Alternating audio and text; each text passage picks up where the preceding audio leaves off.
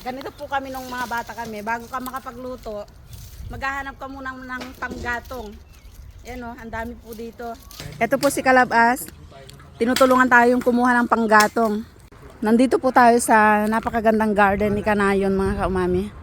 May mga saging, saraisa at ayun po siya. Sa Ilocano po, ang tawag namin sa ganito ay insibba. Pinapalabas po muna yung katas at pinapabango para mas maging masarap yung ating manok. Kaya po natin huhugasan mga kaumami. Ayan. Napakasarap pong magluto dito sa kusina ni Kanayon. Maliwanag, fresh air. At ang lakas maka-bring back memories ng kanyang banggiraan. Ito, banggera. At dahil hindi tayo marunong magkatay, si Kanayon na po ang magtutuloy.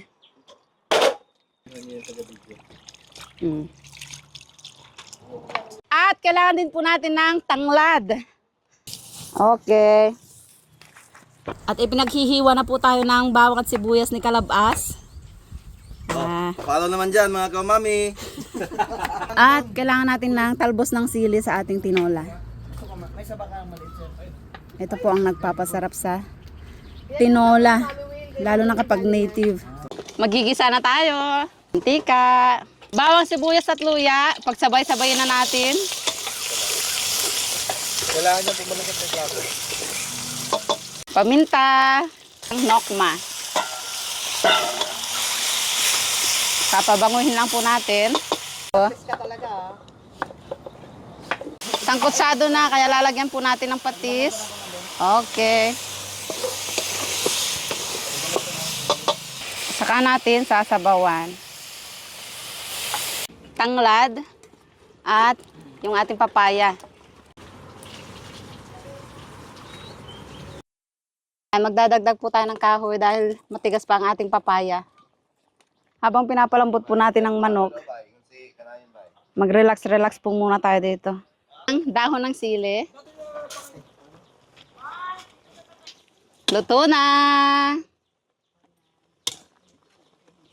Luto na! Ang ating tinola. Uy, mainit. Isa gutom lagi ko anak po. Habang may nagtitiktok dito, makawa. Gugutumin po muna mga kaumami bago makakain.